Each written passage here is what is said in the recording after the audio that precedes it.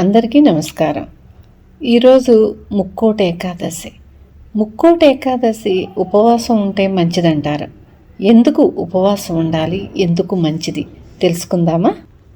వైకుంఠ ఏకాదశిన మురా అనే రాక్షసుడు బియ్యంలో దాక్కున్నాడంట.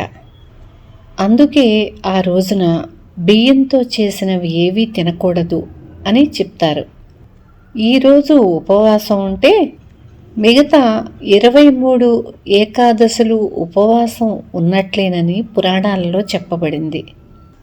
మురా అనే రాక్షస గుణాన్ని ఉపవాసము, జాగరణ ద్వారా జయిస్తే సత్యగుణం లభించి ముక్తికి మార్గం తెరుచుకుంటుందని చెబుతారు.